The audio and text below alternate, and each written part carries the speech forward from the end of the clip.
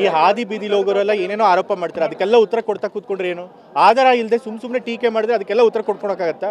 ಪ್ರತಾಪ್ ಸಿಂಹ, ಯತ್ನಾಳ್ ಅವ್ರಿಗೆಲ್ಲ ಏನು ಕೆಲಸ ಇದೆ ಬಿಜೆಪಿಲಿ? ಅವ್ರಿಗೆ ಟಿಕೆಟ್ ಕೊಟ್ಟಿಲ್ಲ, ಹಾಗಾಗಿ ಕೆಲಸ ಇಲ್ಲದೆ ಮಾಡ್ತಾರೆ. ಯಾವ ವಿಚಾರ?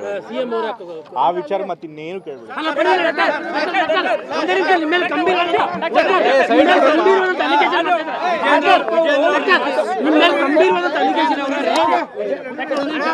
ಈ ಅಲಿಗೇಷನ್ಸ್ಗಳು ಯಾವಾಗ ಗಂಭೀರ ಆಗುತ್ತೆ ಗೊತ್ತಾ?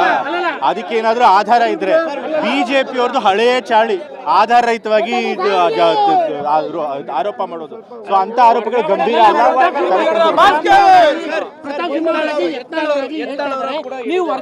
ಈಗ ಕೇಳಿ, ಇಲ್ಲಿ ಸರ್ಕಾರದ ವಿರುದ್ಧ, ಸಿಎಂ ಅವ್ರ ವಿರುದ್ಧ ಟೀಕೆ ಮಾಡಕ್ಕೆ ಅವ್ರಿಗೆ ಯಾವುದೂ ಇಲ್ಲ ವಿಷಯಗಳು. ಸೊ ಹಾಗಾಗಿ ತಂದೆಯವ್ರ ಮೇಲೆ ಮಾಡೋಕ್ಕಾಗಲ್ಲ ಅಂತ ಹೇಳಿ ನನ್ನನ್ನು ಸುಮ್ಮನೆ ಅನ್ನೆಸೆಸರಿ ಡ್ರ್ಯಾಗ್ ಮಾಡಿ ಸುಳ್ಳು ಆರೋಪಗಳನ್ನು ಮಾಡ್ತಿದ್ದಾರೆ.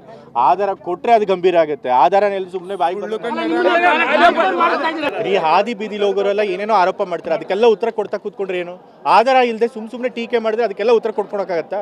ಆಮೇಲೆ ಅದು ಕೊನೆಯೇ ಇರೋದಿಲ್ಲ. ಸೊ ಹಾಗೆಲ್ಲ ಮತ್ತೆ ಯಾರು ಬಿಜೆಪಿಲಿ ಕೆಲಸ ಇಲ್ವೋ, ಯಾರು ಚಲಾವಣೆಯಲ್ಲಿ ಇಲ್ವೋ ಅಂಥವ್ರು ಆ ಥರ ಆರೋಪ ಮಾಡ್ತಾರೆ. ಅದಕ್ಕೆಲ್ಲ ನಾನು ಉತ್ತರ ಕೊಟ್ಕೊಂಡು ಕೂತ್ಕೊಂಡ್ರೆ ಇದು ಅದೇ ಕೆಲಸ ಆಗುತ್ತೆ. ಪ್ರತಾಪ್ ಸಿಂಹ, ಯತ್ನಾಳ್ ಅವ್ರಿಗೆಲ್ಲ ಏನು ಕೆಲಸ ಇದೆ ಬಿಜೆಪಿಲಿ? ಅವ್ರಿಗೆ ಟಿಕೆಟ್ ಕೊಟ್ಟಿಲ್ಲ, ಹಾಗಾಗಿ ಕೆಲಸ ಇಲ್ಲದೆ ಮಾಡ್ತಾರೆ. ಅವರು ಚಲಾವಣೆಯಲ್ಲಿ ಇರಬೇಕು ಅಂತ. ಮತ್ತೆ ಬಿಜೆಪಿ IT ಸೆಲ್ಲು ಅವ್ರದ್ದು ನಂಬಿ ಏನೋ ಹಾಕಿದ್ದಾರೆ. ಬಟ್ ಆಧಾರ ಇಲ್ಲದೆ ಇರೋ ಆರೋಪಗಳಿಗೆ ನಾವು ಉತ್ತರ ಕೊಡೋಕ್ಕಾಗೋದಿಲ್ಲ. ಯಾರು ಬೇರೆಯವ್ರ ಹೇಳಿಕೆ ಬಗ್ಗೆ ಬೇರೆಯವರು ಏನು ಹೇಳಿಕೆ ಕೊಟ್ಟಿದ್ದಾರೆ, ಏನು ಪ್ರತಿಕ್ರಿಯೆ ಕೊಟ್ಟಿದ್ದಾರೆ, ಅದಕ್ಕೆ ನಾನು ಹೊಣೆಗಾರ ಆಗಕ್ಕಾಗಲ್ಲ.